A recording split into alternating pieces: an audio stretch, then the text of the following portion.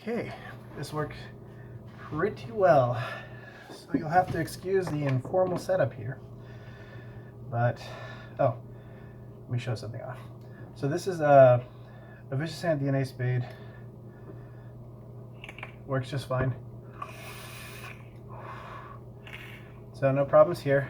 When I first got this mod, it was completely screwed up. The voltage was jumping all over the place, and I couldn't figure out for the life of me what happened. This is actually the second mod I got back. The first one that I originally bought was sent back to Vicious Ant for repairs, and this one came in the same condition that the first one came in.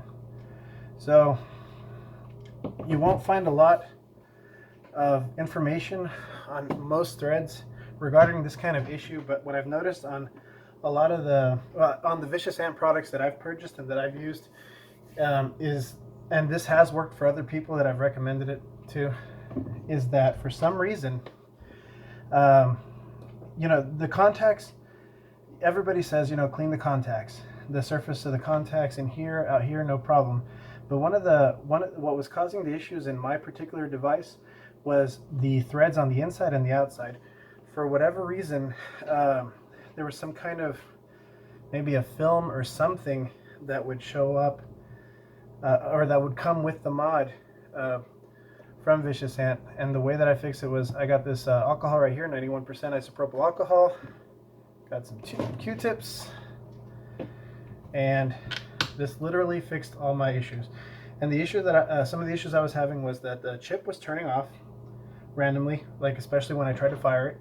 The voltage was oscillating from all over the place. There was like a huge voltage drop every time I pressed the fire button. So this is what we do. You see that? All that gunk that forms there? And if you're looking at it, you can't even see it. I don't know how well you can see it from my recording. This is very informal. I don't have any recording.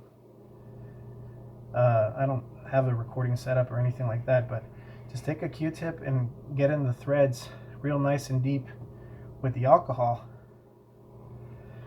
and that should essentially resolve all the issues that you have with the device, or at least it did for me, and it has for others as well. So you got to get both the cap and the actual device.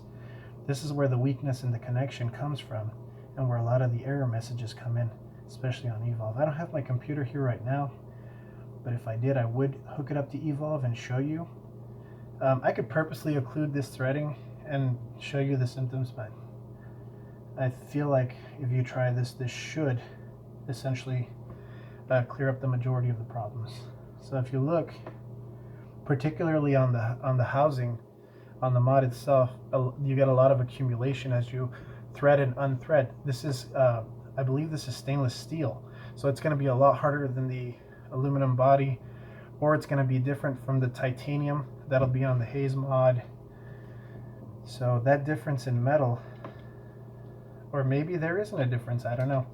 The point is that for whatever reason, it causes issues with the connections. So like, put the battery back in, screw it back in. This is just a tutorial. There's absolutely nothing wrong with my mod now. I'm sure that cleaning is going to just improve the connection even more. I do it every once in a while to avoid having any issues.